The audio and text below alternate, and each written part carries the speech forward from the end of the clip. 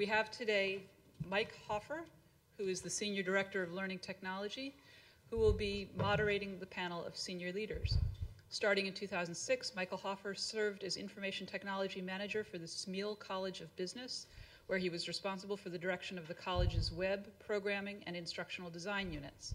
He created a design and developmental model for online and blended learning for the college, and was an active member of the E-Coordinating Council for Online Learning. Additionally, he developed the Faculty Student Learning Lab and coordinated the development and design of the online master's degree in the Supply Chain Management program. Prior to his career at Penn State, Hoffer served as a training consultant for Arthur Andersen. He holds a BS in Communications Media from Indiana University of Pennsylvania and a MS in Instructional Systems from the Penn State University. He joined Ohio State's OCIO just under 1 year ago. Mike will introduce the panelists. Thanks. Thanks, Vicki.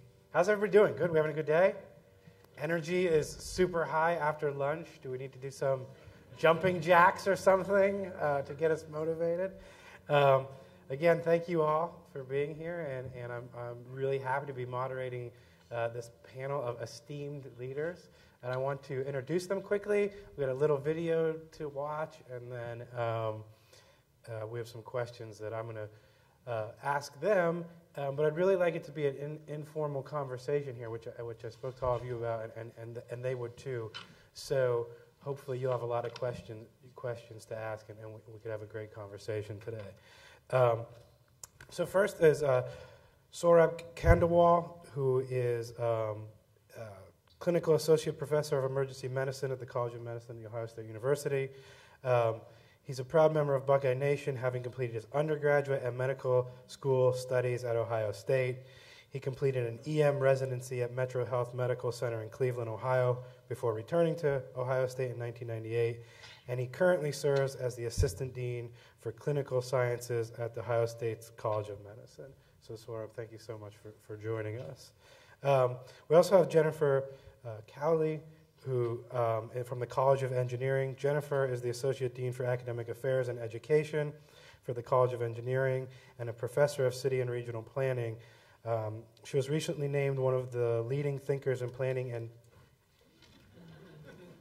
Is that a sign?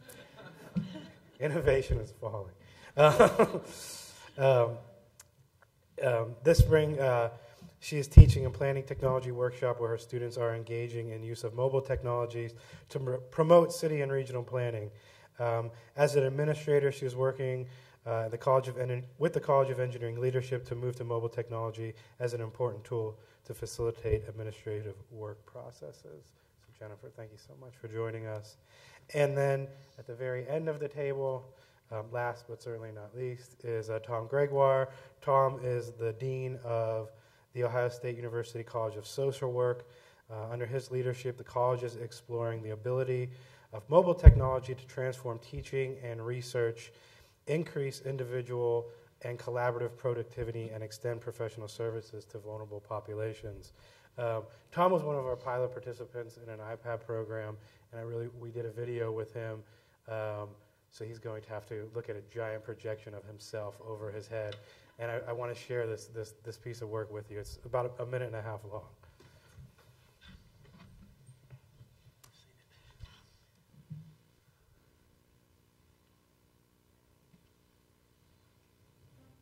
I think that we're in one of those times where we're making almost a paradigm shift in how we educate and how we think about that. And while I could never predict what it might look like in 10 years, I think it's my job to get people the tools to create what it's going to look like.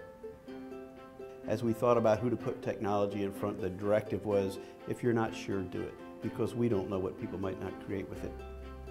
I have not been in a meeting, nor have I walked by and observed a meeting where people weren't taking time out to say, I learned how to do this, or somebody saying, I can't do this, and somebody knows how. We've organized a lot of the conversation around the iPad, and really I think that helped create the learning community I want to have around this. It's not my desire to have 50 people working individually. We're talking a lot of context about how do we get little groups of people together discovering things, and we saw that day. Having an iPad and having the technology at the College of Social Work is going to make us more available to students and more innovative in how we teach. It's going to have an impact on our productivity. We're going to do less with paper. We're going to come to more meetings with what we need to have. We're going to find more efficient ways to document meetings, apps that help us do more than just have lists of things, but videos and pictures of things. And our ability to get out into the community, do research, and work with agencies is going to jump through the roof.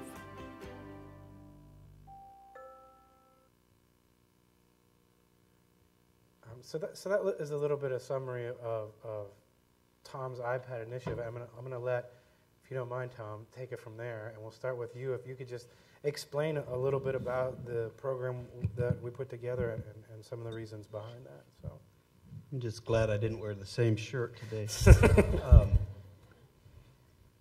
So Mike took us to Apple headquarters in Cupertino this summer, and really the initiative to get all this going, I think, starts with you to just expose us to a lot of ideas, and that was a pretty fascinating experience. At the same time, I'm at a small college that's very nimble and can turn itself on a dime, and so we're very innovative at our place. We had a relatively joyous experience through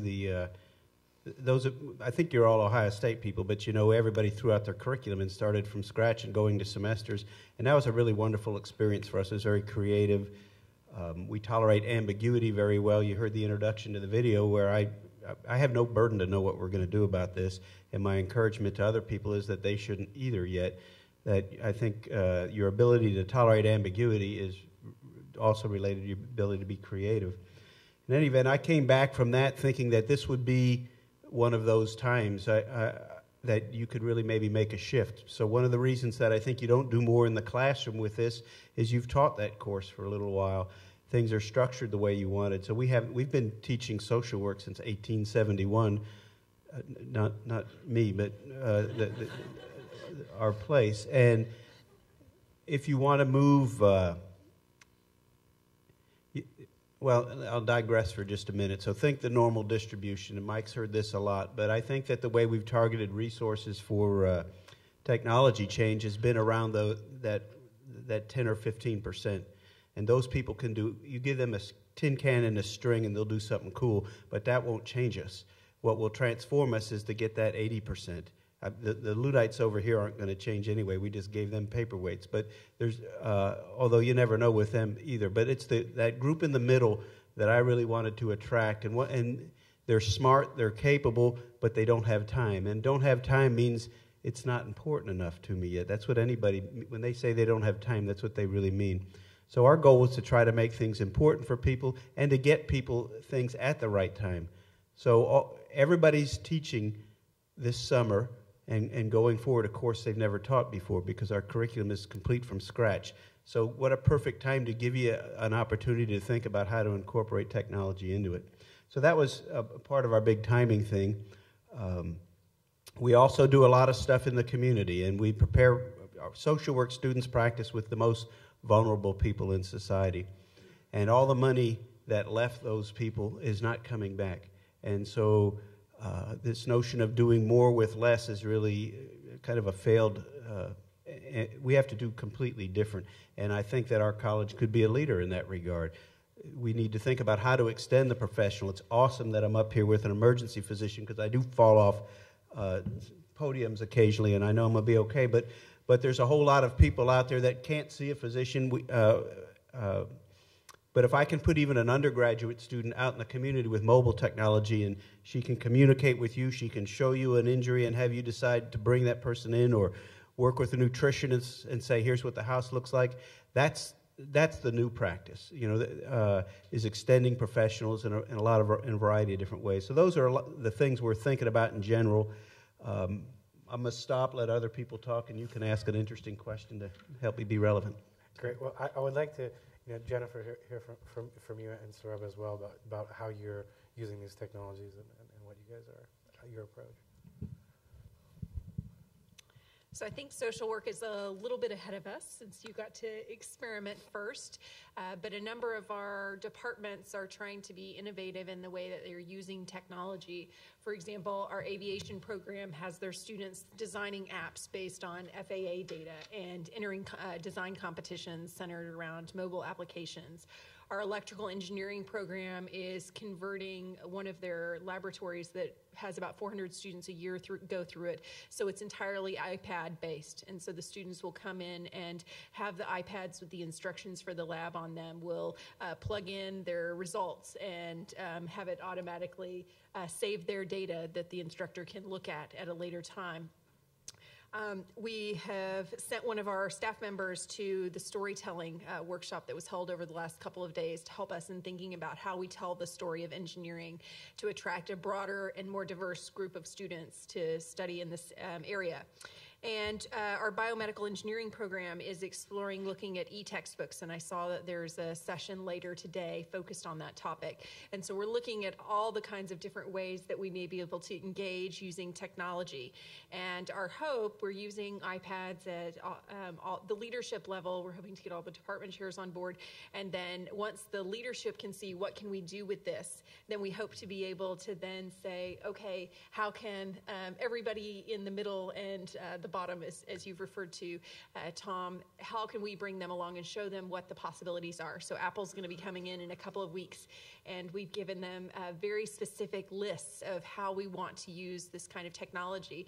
And they're pretty excited because we're very focused on collaboration and how do we move beyond just information sharing, but collaborative platforms. And so we're hoping to get some great advice from Apple on how we can do a better job of making those things happen. Good afternoon. So the College of Medicine is probably a little bit behind maybe other sort of departments in the university. I think we're ready to embrace mobile technology, but I think we are still looking at how exactly it will be used. Let me just start off by saying sort of why I think the College of Medicine is really interested in using mobile technology. First of all, if you look at sort of the world's body of knowledge, it doubled from 1800 to 1900, probably doubled from there from 1900 to 1940. And now there's some people who say that the world's body of knowledge is doubling every 35 days. In medicine, people have made the argument that the body of knowledge in medicine is doubling about every 40 days to 3 years, depending on who you sort of ask. So knowledge is coming fast and furious. And we feel that mobile technology is a way to kind of keep current, especially when you're dealing with life and death situations at the bedside. The other major reason we're sort of looking at mobile technology is our learners, right? So our learners in the year 2020, 2025, who will they be? They will be students who will speak an entirely different language than we speak now. They will try gadgets and technology that haven't been invented yet. And every student will be like this. So we need to start looking at how these students are going to learn medicine, because that will directly impact everybody in this room in terms of how they will impact your care when you come into the emergency department or come into the hospital. 4 years ago, Ohio State was sort of at the forefront of sort of mobile technology. We gave all our students these iPod Touches under the direction of then Vice Dean Catherine Lucy. And the goal of that was to actually have students start using iPod Touches routinely for both patient care and for knowledge retrieval. Well, 4 years later, we're starting to get a better idea as to how the students use those iPod Touches. Some of them sold them. A lot of them are using it for personal reasons, for enjoyment. What we found, though, is that students were using it really for their personal application, but also just for information retrieval. Looking up sort of quick information such as, what are the side effects of this drug this patient is on that I'm taking care of at the bedside?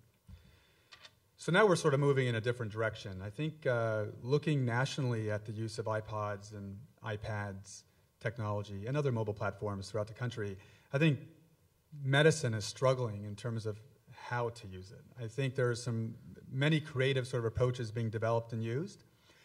And Ohio State, in the next few months, will be sort of undertaking a pilot, looking at iPad technology within our institution, looking at how students are going to drive this curriculum. And I really think that's the way it's going to work, is students will drive technology in medicine, but it really will be up to sort of the creative folks who work in medicine to guide them a little bit in terms of what you can do with it. As Tom said very elegantly, it really is, if you don't start thinking about it now, you'll never sort of develop and think of ways it can be used. But if you start thinking about and accepting about technology, you will be, it's amazing what kind of creativity can flow in those discussions and how they can be used.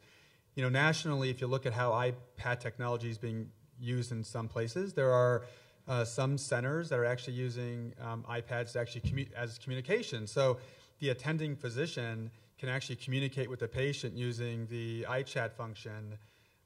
So the attending physician, who may be on the other side of town, can communicate with the patient that they just performed surgery on to answer their questions, right? So instead of the doctor having to run around the city trying to get to patient, not giving him enough time, they can sort of have that communication face-to-face. So I think people are looking at ways of finding a way to use mobile technology to make it more collaborative, meaningful, rather than just sort of retrieving information. So it's just a quick little update on what we're doing here. Thank you all. So could you guys talk a little bit about, and I know you're at different points in the spectrum, where we talked about giving iPod touches away a long time ago to working with leadership to working with all your faculty and staff, about some of the learning curves and some of the challenges you had with those different groups of people.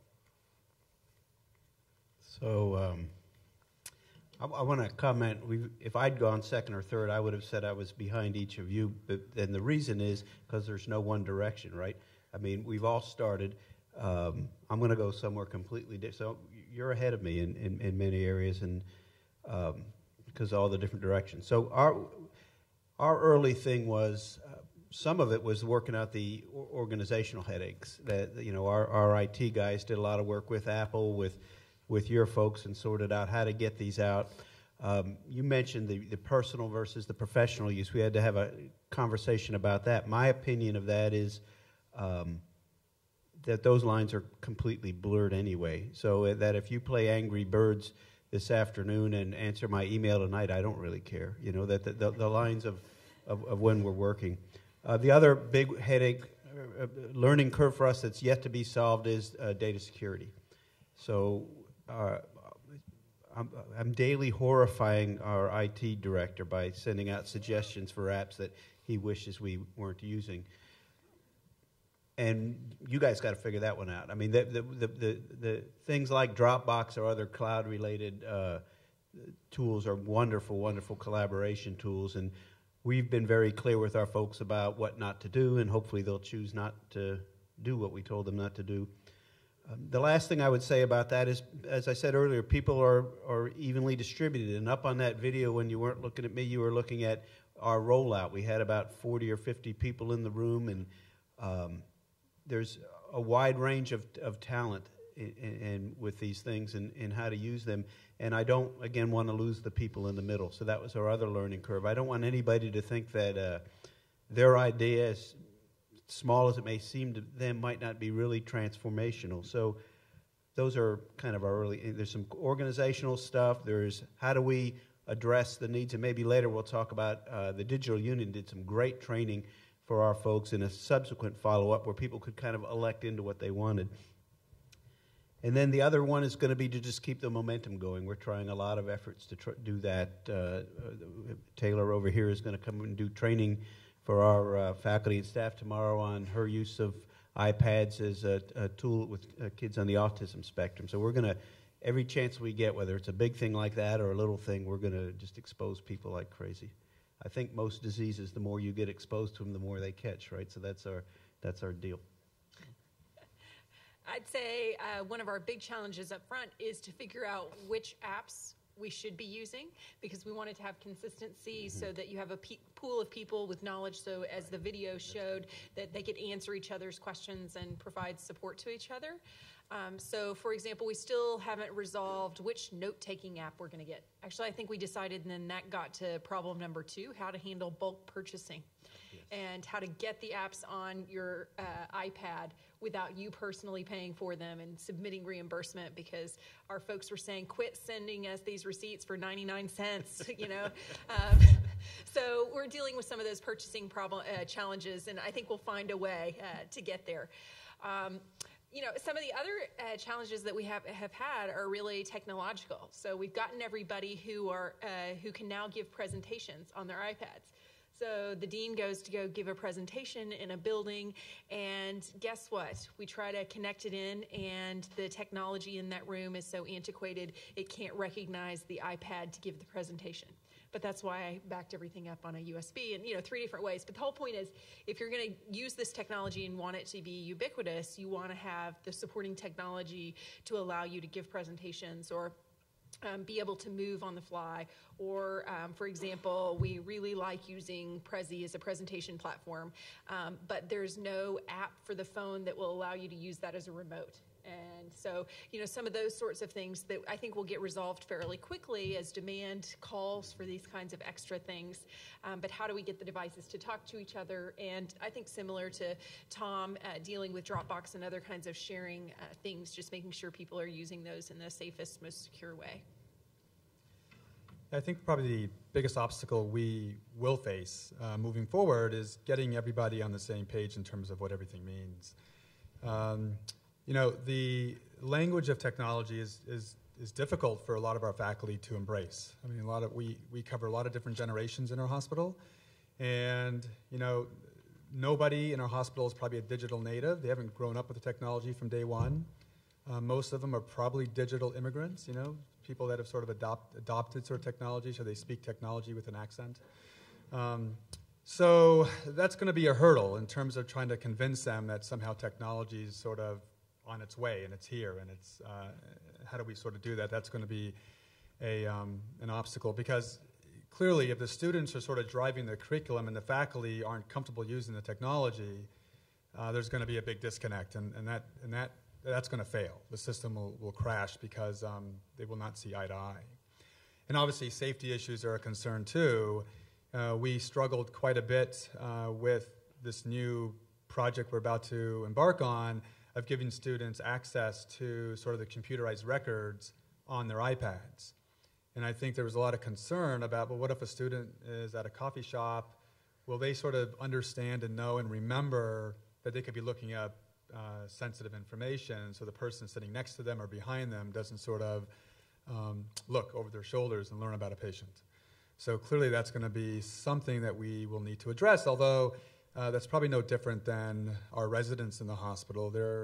They also have to understand the privacy issues, and there are places across the country that are having students access medical records as well. It's really a matter of comfort zone. This is something that will take baby steps to accomplish. I clearly realize that this isn't something we're going to institute from day one. The other big issue with at least the College of Medicine is giving faculty the recognition for using technology and mobile technology. Obviously, promotion and tenure is a big deal. Probably not as difficult as in some of the other arenas in the college, in the university per se.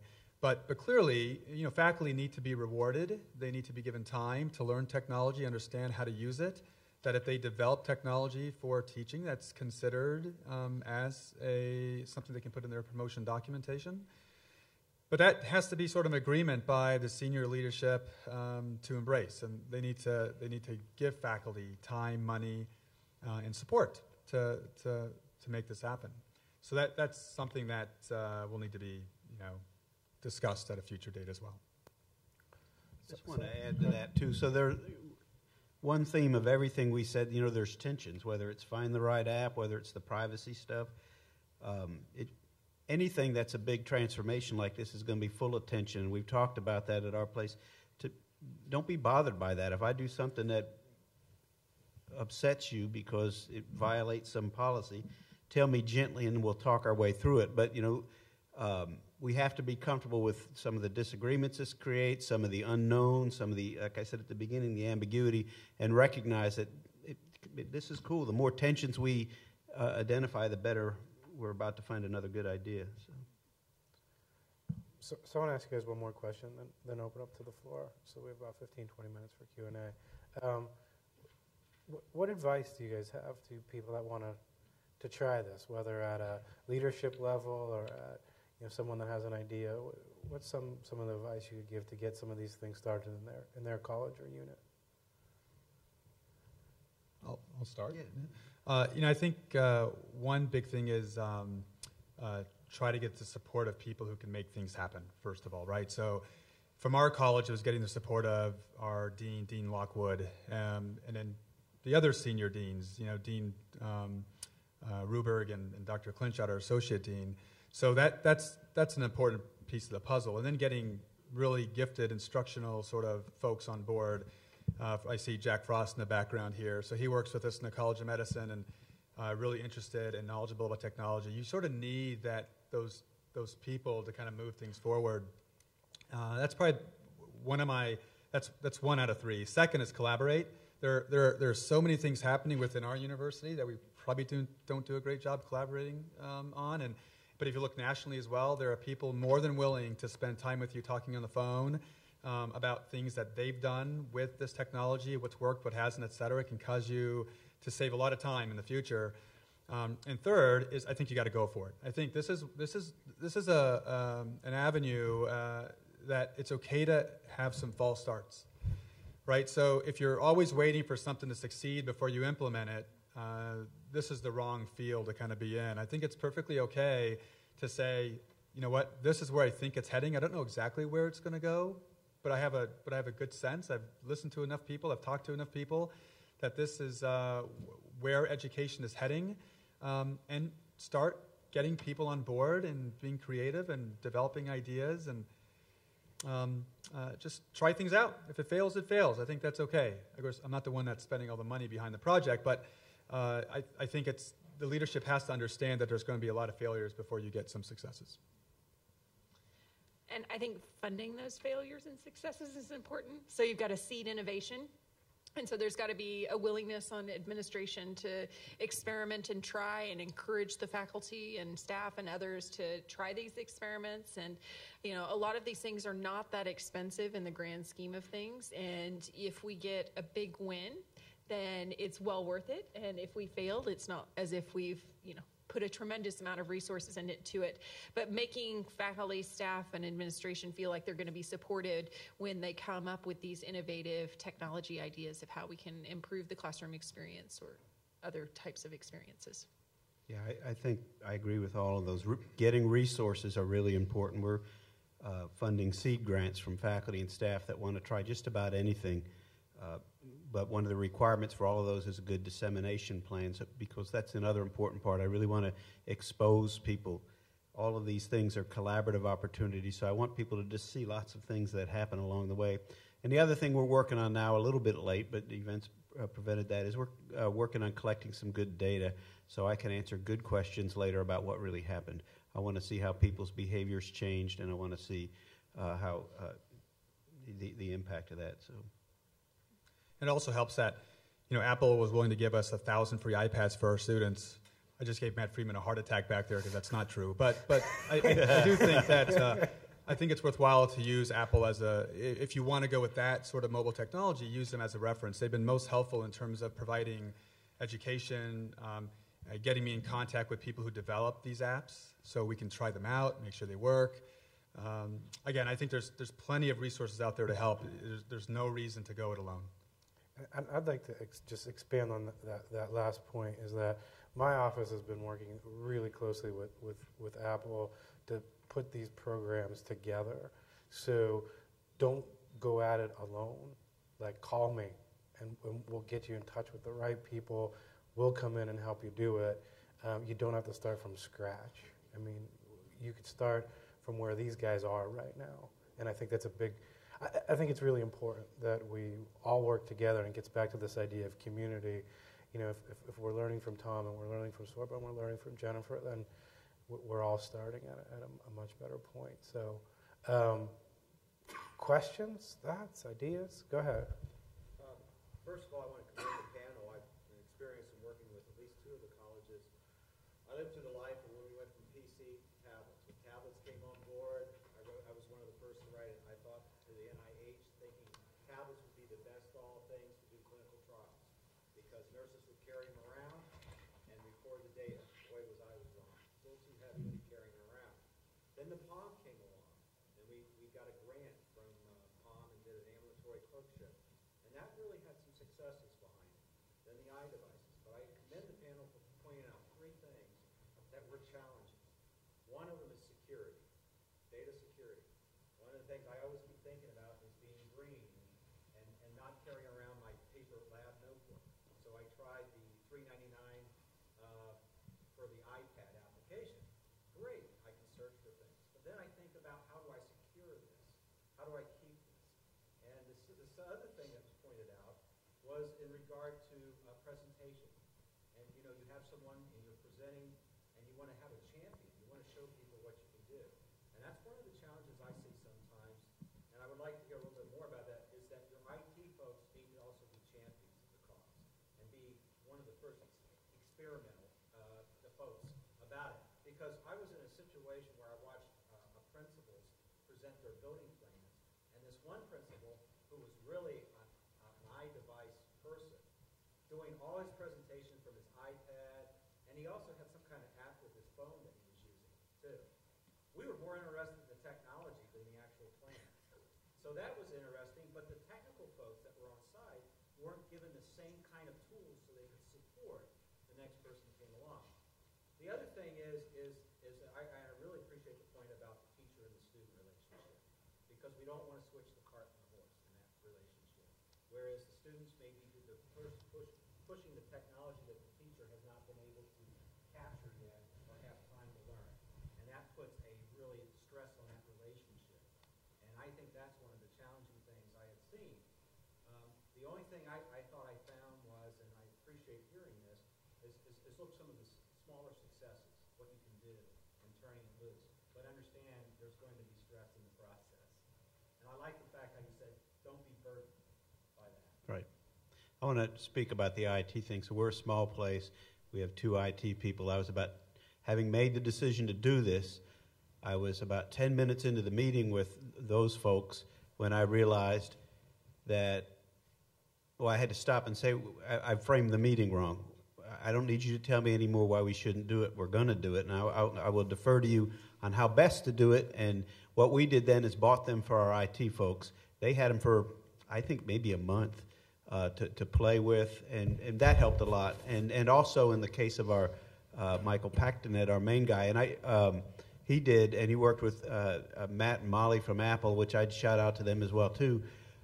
They came up with some clever ways for distributing software and connecting people en masse to the system. So I think getting them out ahead of time, consulting with Digital Union and with Apple helped us a lot. And then the other thing, we didn't do we intentionally, and we still haven't, it wasn't like, here's a box of them, come get your iPad. You had to come, get them in a group, work in a group, and that started a process that continues. Yeah, I'm concerned about the Hawthorne Effect. I do physics education research, and a lot of my colleagues are reluctant to say when they haven't succeeded in something, and they really haven't necessarily done as good a job at analysis. And just wondering what you guys have done to try to take that into account and to disseminate the failures as well as the successes, because a lot of times failures are more important to learn about than successes. Thank you. I'm going to go for just on that one and let you guys have it, because we had a meeting about that yesterday in terms of what front-end data do we want to collect so we can understand what differences do get made, where they don't go. And I want to also understand a little bit about who makes the best use of this. What are the characteristics of people, either what their research is, what their teaching is, who they are along the way. So I hope to be here in a year with some actual data about what really happened about this. And like you said over there, if I can't come in here with some failures, I'll be disappointed, because that will also mean that we went kind of low. We didn't go big. So it's a great question, because clearly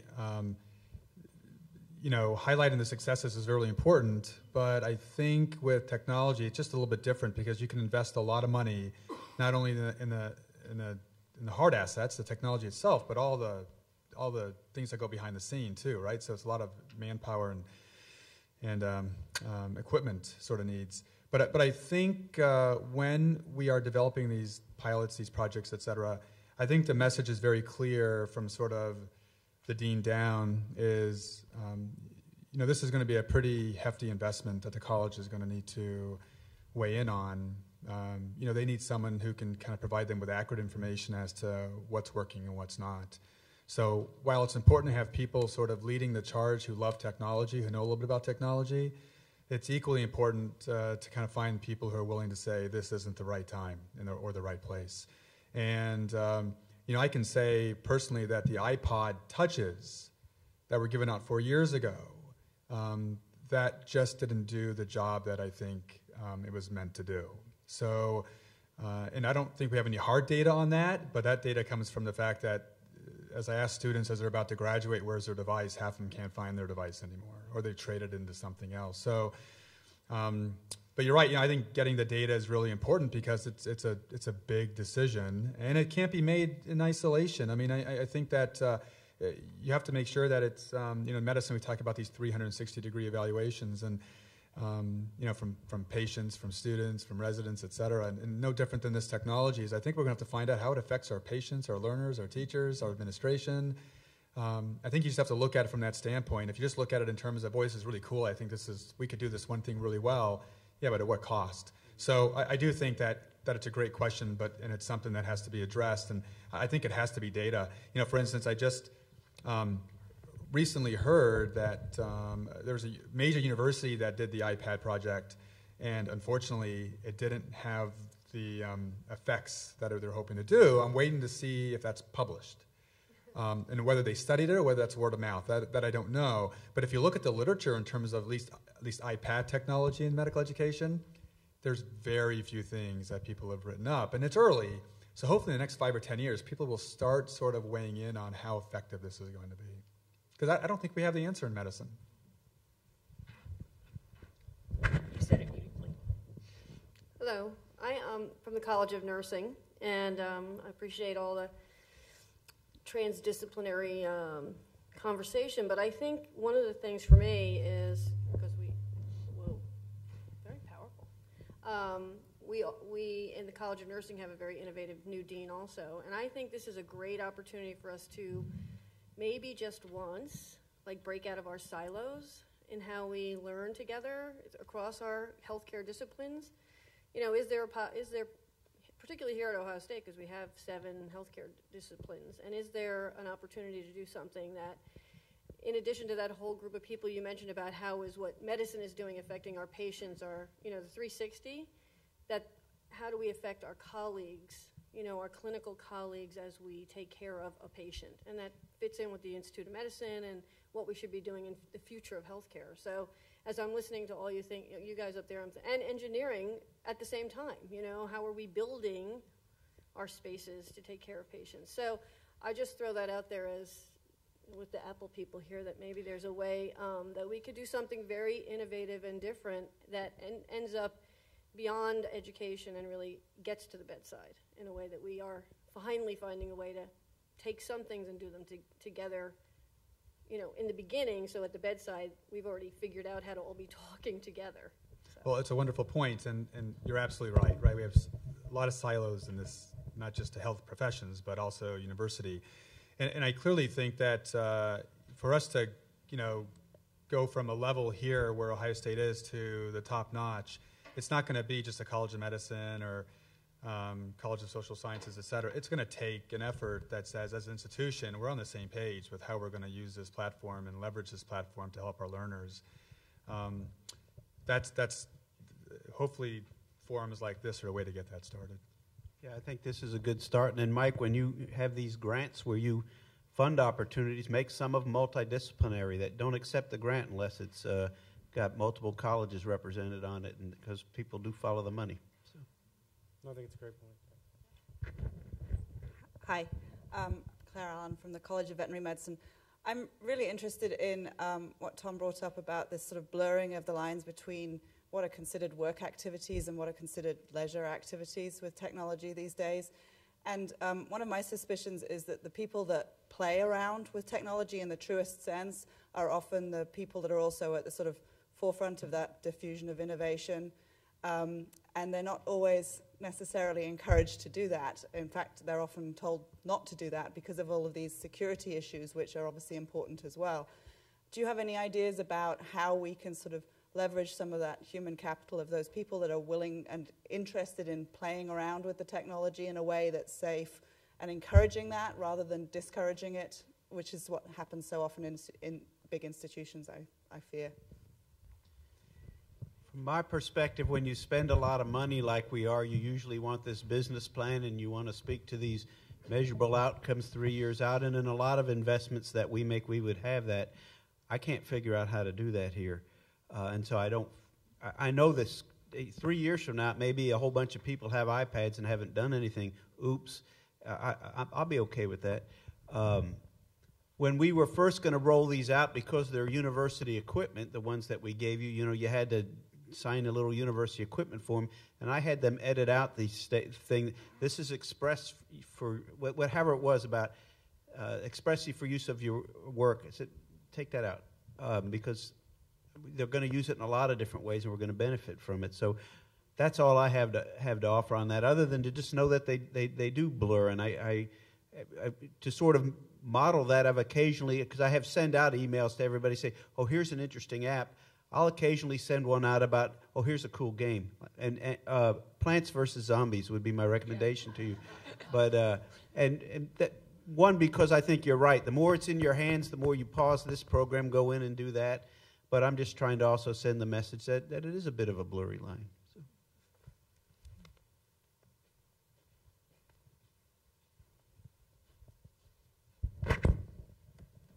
Now, I have to admit, the College of Pharmacy is where I'm at, but the College of Medicine actually inspired us to go after a talent show. Okay. We finished our third this year. The students were amazing. They have more technology than you would ever believe coming through their heads. And it just took a couple of faculty advisors, Dr. Hale and Dr. Nahata, and then Jonathan and I worked with them all year. Jonathan is technology.